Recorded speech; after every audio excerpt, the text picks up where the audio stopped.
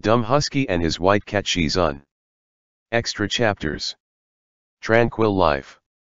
The storyline took place 2 years after the end of the calamity. The small room was filled with the fragrance of rice porridge. A little boy with pointy ears and pumpkin leaves on his head gathered in front of the stove and added new wood to the fire. Beside him sat a red-haired girl, eating honey and watching the fire. "I think we can make it bigger." "I don't think so. If it was any bigger, I would die." "I don't think so." "Pfft, what do you know? You only know how to eat sugar." Chu Wanning pushed open the door with the hare he had hunted. Behind him were a group of chattering grass spirits, flower fae, and even mosses the size of a fingernail. The brothers and sisters who were sitting next to the stove immediately stood up. They hurriedly bowed towards him. Immortal divine wood. Immortal divine wood was what these wood spirits called Chu Wanning. If they look back, one would have already known many things. In his previous life, he never knew why he was born with the 9-song divine martial arts, nor did he know why he had such powerful control over plants and vegetation. Previously, he didn't even understand why the wine gourds that came out of the Golden Drum Pagoda would be so respectful to him. Now he understood. He was made of Flame Emperor's divine wood, and the Flame Emperor's divine wood was the source of all the vegetation in the world. After the battle at the gate of time and space, life and death, Chu Wanning and Mo Ran hid in the Nanping Valley. Although they could not use their tyrannical techniques, their days passed by in a mundane and uneventful manner. Chu Wanning had already figured out a method to summon the wood spirits and gathered all the little spirits in the valley under his command. It being the king of the mountain had its meaning. Mo Ran laughed and commented, "Just a tiger skin blanket on the floor."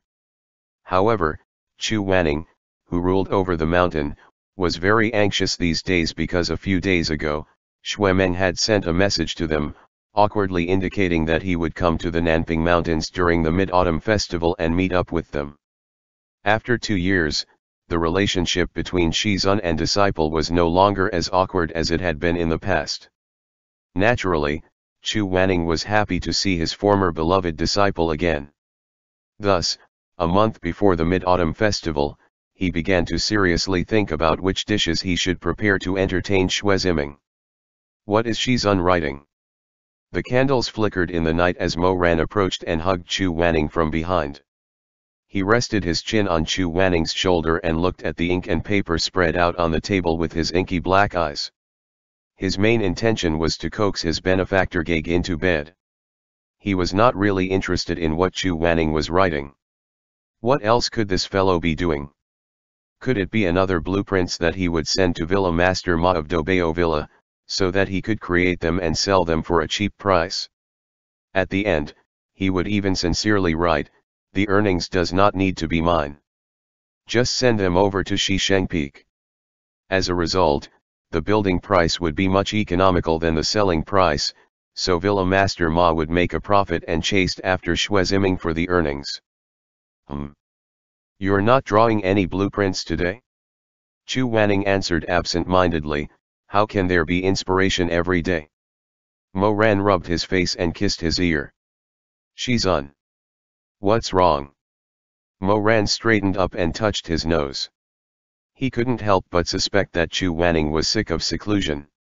Otherwise, why would he be so intimate with him and only get a "what's wrong" that was as hard as steel without any fluctuations in his tone?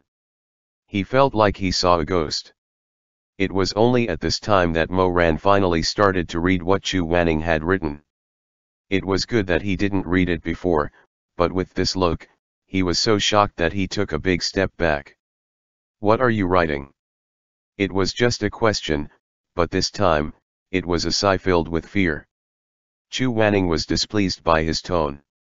He finally put down his brush and raised his invasive phoenix eyes. Even if his eyelashes were as soft as cotton, it wouldn't be enough to hide the sharpness in his eyes. However, no matter how fierce his eyes were, they were no match for the fearsome words that Chu Wanning had just said. "Mid-Autumn's dinner menu." Mo Ran. That's right, for the sake of the first reunion dinner after the Great Battle, the Baidu immortal decided to do this himself. Mo Ran stared at the stern and stubborn face of Chu Wanning in the candlestick and the light and could not help but tremble in his heart. Is he serious? However, it was a pity that Chu Wanning was a serious person and never made unnecessary jokes. He spent the next few days frowning and studying the menu, deleting a few dishes from time to time, and whenever that happened, Mo Ran would let out a sigh of relief. Or add a few more dishes. Each time Mo Ran looked, he would feel a faint spasm in his stomach. Finally, when Chu Wanning finally showed him the prepared list, Mo Ran pretended to be calm as he glanced at the 10 cold dishes and the 20 hot dishes, then he closed the bamboo scroll. What's wrong? Are these too few? No. Mo Ran felt that unless he wanted to see the new sect leader die suddenly on a mid-autumn night, he would have to do something to stop him. He thought for a moment, raised his eyes, and smiled at Chu Wanning. I just feel that if the reunion banquet was prepared by only my Shizun, it wouldn't be sincere enough. Chu Wanning frowned. Is that so? We already said that we would meet him. Mo Ran patiently and softly continued, then of course, it will be more lively if we prepare it together. Seeing that the other party was silent and seemed to be hesitating, a thought flashed through his mind. He then continued, Honored Shizun, why don't we prepare 5 cold dishes and 5 hot dishes each? But we won't tell them what it is. When Xuemeng comes, we would take these 20 dishes and serve them together. Finally, we will ask him what dishes was good and which ones he didn't like. How is it? Chu Wanning did not immediately say anything, but his eyes lit up. These small thoughts and emotions were all captured in the observant Mo Ran's eyes. Mo Ran restrained himself from laughing and locked his hands together. In a gentle voice, he asked, How is it? Chu Wanning looked up at him, Is this a cooking contest? Mo Ran touched his nose and laughed. Just let it be. After a few moments of silence, Chu Wanning suddenly stood up and pulled away the bamboo scroll that Mo Ran was holding with his other hand. Mo Ran was a little puzzled. What's wrong? I won't let you know what I'm going to cook. Chu Wanning looked very serious. What's written won't count. I'll change them all. Mo Ran. Chu Wanning narrowed his eyes. Actually, my cooking isn't much worse than yours. Yes, yes, yes. Mo Ran couldn't hold back his laughter any longer. Whatever Shizun said is right. I will be looking forward to the Mid-Autumn Festival feast then. As he spoke, he took Chu Wanning's hand, stroking his finger, which was Call used from years of work with golems, and lowered his head to kiss it. In the candlelight, he looked at Chu Wanning's slightly widened eyes that were unaffected by the mockery, at his slowly relaxing body under the kiss. His eyes curved gently. Whatever benefactor Gag does, it's the best. He was becoming increasingly intelligent and quick-witted to be able to solve the crisis so easily. Mo Ran drank the wine in his heart and then stood up with a smile under the gaze of Chu Wanning. He went to clean up the dishes that had not been washed. It was night. When Mo Ran finished washing up and returned to his room, Chu Wanning was sitting by the window, looking at the menu that he had studied countless times. Hearing the sound of the door opening, he subconsciously closed the scroll, and it seemed that he really did view Mo Ran as a competitor. But Mo Ran only thought that this man was quite funny. There were only a few casual books on his bookshelf, and only 2 were related to food. One was Bashev food book and the other was Linen diet note. However, Chu Wanning felt that it was necessary to hide his abilities, so he turned off the lamp by the window and looked up at the young man. Are you done washing? Mo Ran smiled and nodded. Chu Wanning briefly nodded his head in agreement, and casually put the book back on the shelf, then said, All right, I'll go wash then. Mo Ran's smile became even more obvious. Shizun. Chu Wanning turned around. Mo Ran was uncertain if he should say this, but he scratched his head in the end. He reminded him with some embarrassment, You had already washed them before me. Have you forgotten? When people tried to cover up something, they would always be absent-minded. Even the famous Baidu immortal was no exception. Amidst this awkwardness, Moran looked at him with both amusement and indulgence, and then leaned over. The window was very narrow, with a chair and a row of bamboo bookshelves. There was no extra space. With one hand on the window frame, Chu Wanning had no way out. Chu Wanning did not plan to retreat either. He was much better than he was a few years ago, but he was still not used to being intimate in a place like this, especially when he had just interacted with that unreasonable character a few days ago. When he thought of those scenes, his cheeks began to burn and he became even more determined. Chu Wanning said, "No. Let's go to bed." The response from Moran was to move closer and cover his slightly cold lips. It had to be said that the things that Taxian Jun and Grandmaster Mo liked were actually very similar. It was just that Taxian Jun was tactful with his words and Grandmaster Mo was tactful with his actions. But the results were all the same. Before he had the chance to resist, Moran had already seduced him and pushed him onto the chair, just like Taxian Jun.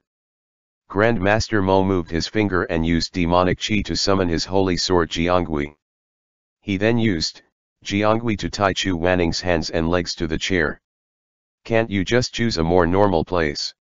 Chu Wanning gritted his teeth. Moran's long eyelashes rustled innocently. He lowered his body and touched Chu Wanning's face with a gentle voice, "I'm afraid you'll get tired of it." He was probably aiming to tease, but it sounded like he had become a woman who was afraid of being abandoned. Moran's eyes were very serious. "Shizun, we've only lived together for 2 years. We still have a long life ahead of us. If we behave ourselves the same way every night, you might eventually find me boring." "You're very interesting." Chu Wanning glared at him. "Now, let me go." Moran half-kneeled in front of him and stared at him. "Let me go." Chu Wanning insisted. It was probably because his eyes were too firm that he hurt the young man's weak heart that had already suffered so many cuts and bruises. Moran suddenly lowered his long eyelashes and didn't say anything. He looked a little sad but obediently muttered, "Jiangui, come back." The willow vine obediently withdrew. Moran lowered his head and added, "I'm sorry." When the young man was half kneeling in front of him, he was much shorter than him. When the tall and straight body was in front of him, he would forget that he was a junior who was 10 years younger than him. He rubbed his wrist, which was tied up so painfully by the willow vine, and suddenly felt that his tone just now had been too harsh. Chu Wanning coughed lightly, and just as he was about to say something, Moran lowered his head and muttered to himself, "Although I don't really remember what I did when I became Taxian Jun, I still have a bit of an impression of it." Chu Wanning stopped rubbing the red marks on his wrist. Looking down from the top of his head, Moran's eyelashes appeared thicker and more slender than in other angles, similar to some loyal animal. Chu Wanning even felt that at some point, this young man's hair would have 2 fluffy ears, which would then droop in frustration.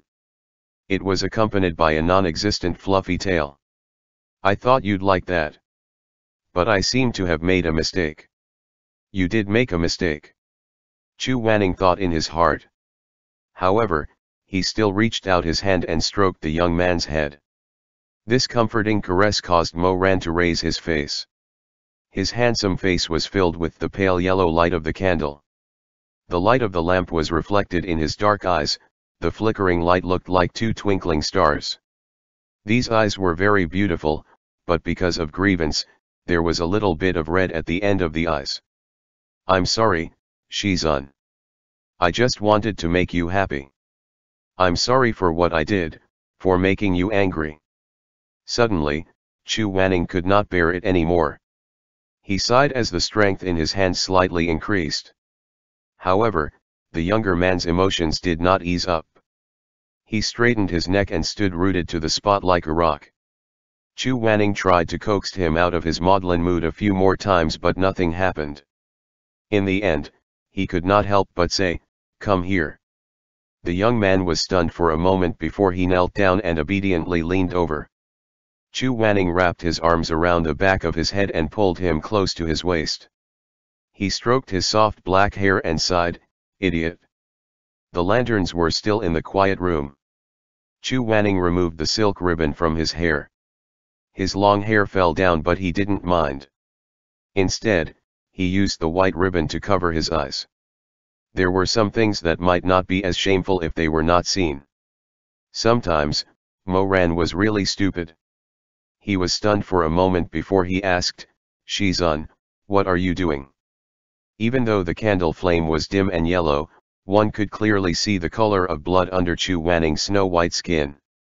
He bit his lower lip and realized that there was always a way to make him soften and harden his heart in an instant. Smoke was rising from the top of Chu Wanning's head. If it were not for the silk that covered his eyes, he would have been embarrassed. Enough that he might have pushed Mo Ran out of the house. He was silent for a moment. "If you want to do it, then do it. If you don't, then scram." Grandmaster Mo is an honest man. He was surprised by the statement but used the time to devoutly execute the twisting tempest technique. His clothes were quickly taken off and his skin was exposed to the cool night air. Chu Wanning's eyes were covered, so he subconsciously raised his chin as he could not see what was happening. Under the white silk covering his eyes, there was the straight bridge of his nose.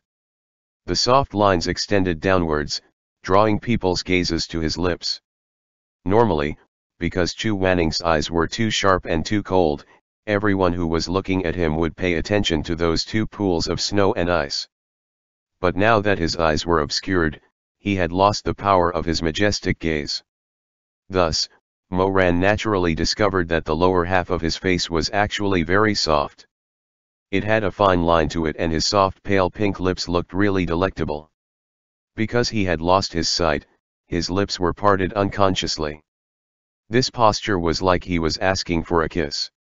Although Mo Ran was absolutely sure that his Shizun did not intend to do this, he still gave him a gentle kiss. Their lips intertwined wetly, his hands did not stop moving. He caressed Chu Wanning with his calloused hands, and after the kiss ended, both of their breathing hastened. Mo Ran placed his forehead against his voice was slightly hoarse as he asked, "Can I?" The blindfolded man panted heavily, the color of his lips becoming more and more alluring, like a budding haetang, extremely tender and light red. Chu Wanning asked, "What? Is here all right?" Sometimes, Chu Wanning felt that even though Grandmaster Mo was an honorable man, always acting for his sake and never forcing him to do anything he didn't like, in some cases, this kind of asking was even more humiliating than the absurd things that Taxian Jun did. "How can you ask such a thing after taking off my clothes?" "Ugh." Chu Wanning could not see it, but Mo Ran's face turned red. He probably knew that he had asked a superfluous question, so he pursed his lips in embarrassment. He leaned over to kiss the side of his Shizun's face and said in a low voice, "Sorry." The response he got was a cold harumph. Mo Ran no longer embarrassed himself. His eyelashes fluttered like a butterfly, and that kiss continued on all the way down, from cheek to neck, to clavicle, to chest. He could feel Chu Wanning's tight muscles and his arms were still holding the edge of his chair unconsciously. He knew that Chu Wanning did not like it when his chest was being excessively played with. Although the scar would not hurt, it has always been his sensitive spot. So he licked at his nipples, bent down and buried himself between Chu Wanning's legs. He looked up at Chu Wanning's tense and stiff cock and leaned over, breathing fiercely against his already raised tip. Chu Wanning's throat swayed. Even under the cover of his eyes, he turned his face in embarrassment. Ah! Suddenly his cock was engulfed by Mo Ran, as the warm and moist mouth wrapped around him. In the darkness, the stimulation of the touch of the other person was particularly strong. It seemed that all his senses were pouring into his lower body and his spine seemed to be ran up with sparks and electricity, making him feel numb all the way to the tip of his toes. Chu Wanning leaned back slightly, biting his teeth, breathing shallowly. But even if he tried to repress it, his erection honestly showed his pleasure to the young man who was bent between his legs. Mo Ran took him deeper and deeper, sucking him deeply. The tip of his tongue circled flexibly around his cock head. When he pulled it away, the moist saliva of his mouth wetted the engorged flesh. Benefactor Gag. Chu Wanning's face suddenly turned red. His voice was low and angry when he said, "Don't call me that." Mo Ran smiled gently. His lips were very close to Chu Wanning's cock. He could clearly felt his breath with it when he spoke. "All right. I will listen to Shizun," said Mo Ran. He didn't know whether it was less embarrassing to be addressed as Shizun rather than Benefactor Gag. But Chu Wanning did not have much time to think. Mo Ran showered his cock with wet kisses and he started to lick him again. He could not see anything in front of him. He could only breathe with his mouth and slightly open his legs wider under the silk belt.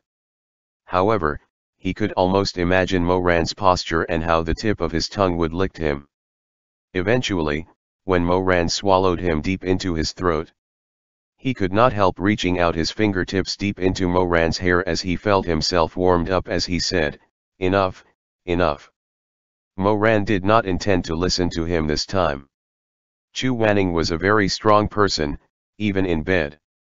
So if he said enough, he meant it was indeed enough. At the beginning when they secluded themselves in the Nanping Mountains, the first few times they entangled together, Mo Ran was too eager. As a result, he had tear into Chu Wanning in his excitement. Afterwards, Mo Ran stared at the blood-stained sheets for a long time. Since then, he has learned to regard Chu Wanning's enough as a serious warning. Now though, instead of heeding his word, Mo Ran reached out and clasped Chu Wanning's other hand which was trying to stop him, held it in and then ran his tongue all the way up Chu Wanning's length, licking in the place of his desire, going up and down. He paused, his black eyes moistened with lust. "Shizun, you have to sit forward a little more, otherwise it would be hard for me to take care of you." He said it very delicately but Chu Wanning still felt that his head was fuming. Seeing that he was not moving but there was no resistance, Mo Ran loosened his hand, held him to the edge of the chair and knelt down to further open Chu Wanning's legs. Ah! He licked past his hole. This was actually more stimulating than what Mo Ran had done to his front. Chu Wanning could not help crying out, spine arching, neck thrown back, head resting on the back of the chair. He could clearly feel Mo Ran licking his hole, moistening it and his tongue intruding inside. It was not something that he could take comfortably but there was a warm gush in his chest. The warmth of being accepted, loved, and taken care of through every inch made him feel as if he were soaked in the warmest spring in the world. As Mo Ran embraced him like this, Chu Wanning felt his legs were sore and numb because of excessive stimulation. Then they swapped places and Mo Ran sat in the chair. His cock was now fully erected, the size of the engorged flesh was quite considerable. Mo Ran held Chu Wanning's waist in one hand while his other hand kept opening his entrance. When Chu Wanning frowned and said enough for the 9th time that night, he could not help laughing and kissing Wanning's temple. All right. Even if the lubrication was more than abundant, it still hurt when that large pulsing organ pushed into him. Chu Wanning frowned and his back trembled slightly. He could clearly feel the burning desire buried in his body inch by inch. Ah! Once Mo Ran was fully seated inside, they murmured. "Shizun, does it hurt? Would you like to try it instead?" Mo Ran did not speak any more and he began to move gently. No matter how uncontrollable his excitement may be, this young man was totally different from Taxian Jun. At the beginning of their love-making, he was very patient. However, his handsome face was more and more affected by the restraint of his desire. His cock pulsated slightly inside the soft and hot body of Chu Wanning as he was sucked and wrapped in that tight walls. This feeling drove him crazy. He had to exert his utmost efforts to restrain himself from immediately pushing the person in his arms up and making him ride him wildly. His chest was heaving, his black eyes were like rubbed gemstones with brilliant luster, his lust and enthusiasm burned him, sweat flowed down his naked skin and the room was full of lust. He gasped, breathing more and more quickly. He could feel the tingles all the way to his toes. As he thrusted in, he was reaching for that familiar sensitive spot within Chu Wanning, and once he found it, he made sure that the head of his cock hit that spot again and again. Ah! Ah! Chu Wanning tried hard to suppress his sounds, but the gasps overflowed with a very slight voice, hoarse and sexy. Mo Ran was fascinated to find his lips. Those wet lips stroke his hunger and thirst to invade and to suck, while the thrusting of his lower body became more and more urgent. Chu Wanning sat on his lap and was almost crushed by his shallow thrusts. Mo Ran was very gentle, but this gentleness was like a cruel torment to him. Mo Ran knew him too well. He was constantly pushing against that sensitive spot within him. It was turbulent but not violent. It seemed that there was an itchy place where his fingers kept skimming around and making circles like feathers, but it just kept the itchiness to climb up, not relieving it. He suffered terribly. In such a tormenting situation, he gave a vague low sound and moan in his throat, almost like a kind of begging. He could feel the heat and the wetness where the two of them were connected, which made him blush more and more. His body wrapped Mo Ran's cock wetly as his hole sucked him in. Chu Wanning preferred not to think further. Fortunately, Mo Ran did not want to be like Taxian Jun. He always liked to listen to his moans but didn't lose control in bed, or he did, but a lot more subtly. Mo Ran apparently also felt Chu Wanning's gradual adaptation. His pulling strength slowly became fierce. His hot cock was poking from bottom to top. His hands were coiled and wiped around Chu's ass cheeks. He gazed at his lover in his chair and his eyes looked wet and moist. "Shizun, does it feel good?" Naturally, the answer didn't come, but Mo Ran could feel Chu Wanning's state from his reaction, his small groans and gasps. As he became more and more excited and vigorous, their lovemaking gradually became out of control and delirious, from the initial tender and lingering, gradually evolved into sweaty and intense sexual intercourse. The chair creaked unsteadily beneath him, the wet and sticky sound of flesh slapping against flesh was audible, particularly where they were connected. As the thrusting became fiercer and fiercer, Chu Wanning felt that he could no longer bear it. His waist and limbs were soft, his body was close to Mo Ran's chest, his head shook slightly, his hair hung over his ribbon. He gasped, "Slow down, slow." But at this time, the young man was completely engulfed in passion and could no longer be as obedient. This fierce thrusting lasted for a long time, until Chu Wanning could hold his orgasm any more that he released spasmodically, his semen spurting, burning his stomach. At that time, Mo Ran looked up at the man sitting on his lap. The silk ribbon had become skewed in their fierce love-making, revealing tiny moisture at the corner of the closed phoenix eyes. Mo Ran seemed to be spurned on by the sight, and although he was still immersed in the afterglow of the orgasm, he stood up while still connected with Chu Wanning. Because of the change of posture, his cock suddenly slid way deeper into Chu Wanning's hole, stimulating him to moan out a passionate "ah." "Shizun, Wanning. Darling."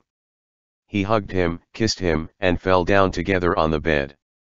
In the process, Mo Ran's cock slipped out of Chu Wanning's moist and lustful entrance. Chu Wanning's eyes were glazed.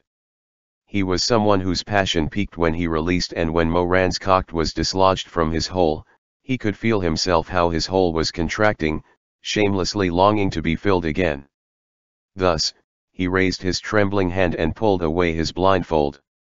Those slightly red eyes and teary eyes were too wet to see Mo Ran's look. Mo Ran cursed lowly.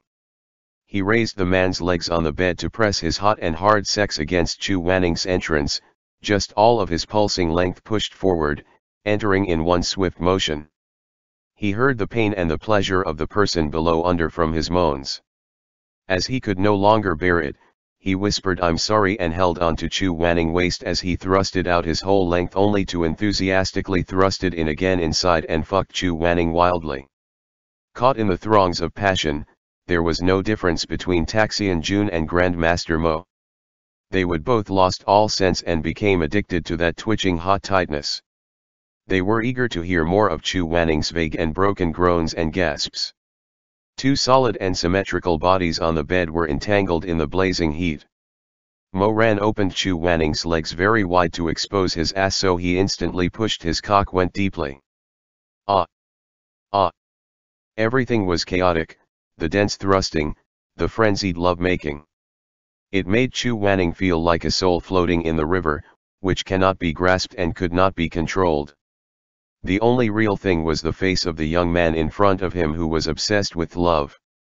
Before Mo Ran came, his thrusts were extraordinarily fierce, almost crazy, fucking into Chu Wanning until his movements stuttered for a while, until it felt like Chu Wanning's hole was squeezing him to the limits, and he pumped large powerful streams of semen into Chu Wanning's body without ending. His toes trembled and his eyes almost lost focus. "How are you?" It was a long time before Mo Ran recovered from his excitement. He kissed Chu Wanning's sweaty face, lips, and nose as he asked, "Did it hurt?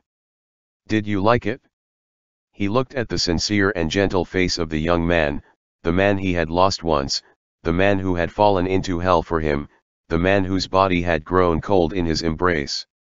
Now he was so vividly entwined in his pillow. In front of his eyes. Beside him. Within his body. He abruptly closed his eyes, and for some reason, a bitter taste appeared in his throat, but the sweetness in his heart instead broke through the soil. The sweetness and the bitterness merged together, causing his throat to sound somewhat hoarse. Chu Wanning was not a good talker, furthermore he was also a very thin-skinned person. It's probably too much to expect him to answer any questions honestly on the bed, so Mo Ran obviously won't get an answer to his stupid questions this time either. But he would get something else. Something better. Chu Wanning raised his head slightly. There was still a strand of sweaty black hair scattered on his forehead, and his beautiful eyes were fixed on the young man's face.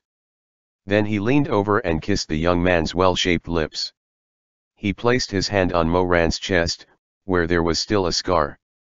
They both had a scar on their chest. But it was all over. The scar was still there, but it would no longer hurt. "I love you," Chu Wanning said in a low voice. Then, as if to prevent Mo Ran from seeing his embarrassment and the blush on his face, he pulled him down and kissed him again. This night, as before, they did it more than once. Mo Ran's strength that had been augmented by the power of the demonic chi seemed better than before. Not to mention that his strength was already tyrannical from before. The bed creaked as they entangled passionately in that cottage in Nanping Valley. Chu Wanning turned over and knelt on the bed. Mo Ran was behind him and covered his mouth. He was taking him from the back, like two beasts mating. In their fierce rutting, the semen inside Chu Wanning's hold foamed and slipped slightly between his legs. Wanning. During the feverish fucking, the almost absent-minded Chu Wanning laid on the bed. He had strands of black hair in front of his eyes, and he could vaguely hear Mo Ran behind him calling out to him, full of love, desire, infatuation, and need. He wanted to reply, but his voice was a little hoarse from the many times he had cried out during the night. He could not make too many sounds. Just like that, Chu Wanning was pressed down on the bed. After a while, he saw Mo Ran's hand reach over and cover the back of his own hand. He could feel Mo Ran's breathe and the most sexy and beautiful voice in the world, right next to his ear. He frowned, and clearly perceived that his lover was groaning and gasping. He felt how another hot spurt of semen was once again shot into his body, like an electric fire. He heard Mo Ran press words into his ear, solemnly, as the young man had so often said in the past 2 years, as if he were about to say it for the rest of his life. No, not if. He would for sure. Mo Ran said, "Wanning, I love you. I love you." From dawn to dusk. Every day. All his life. In any lifetime. As for the Mid-Autumn Festival dinner. Although Chu Wanning's culinary skills were not good, his sense of taste was not bad.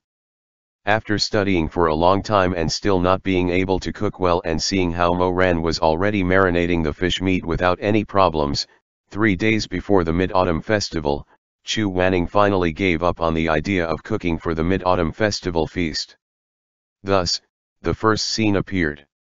A number of plant spirits and flower fairs surrounded Chu Wanning. Some of them were in charge of chopping firewood, lighting fires, chopping vegetables, and scooping up food from the wok. Chu Wanning looked at the bubbling broth in the pot. Its color, luster, and fragrance were both very alluring. He could not help but say to the two little spirits who were cooking, "Thank you for your help." "No need for thanks. We volunteered. The immortal divine wood has summoned us to help out. We can't be any happier." Chu Wanning looked outside and saw Mo Ran sitting quietly at the end of the yard, chopping a pile of firewood. He did not have anyone to help him, sweat was dripping down his face, his clothes could not cover his tight chest and slim waist. He was such a beautiful man. It was a pity that Chu Wanning did not care for the fairer sex. Although it was indeed unfair for him to secretly ask the plant spirits to help him cook the dishes, he had no choice. In any ways, Mo Ran do torment him every night endlessly. As he thought of this, he closed the kitchen door tightly and cast a barrier to prevent Mo Ran from coming in. After doing all of this, he turned around and returned to the place where he had been talking to the plant spirits. He then picked up the recipe that he had written down on the counter. "Next, we need a squirrel mandarin fish." The voice of the elder of the Baitang clan came out from the kitchen. Occasionally, one could hear the strange mumbling of some lesser phase. "Who will catch the fish?" The smoke from the stove rose in the air. It was sunset and dusk was approaching. The fragrance of tea, rice, oil, and salt filled the air. In this sort of serenity and warmth, that year's cold rain and snow in the deep winter of the Nanping Mountain would eventually fade from his memories. Perhaps one day, the pain he had experienced would become a faint shadow, just like the ink stains on his clothes. Once or twice, it might not be cleaned thoroughly, but as time passed, the shadow would eventually become a gentle and shallow mark. Every year in the future, regardless of whether it was spring, summer, autumn, or winter, they would be in the best world. End chapter.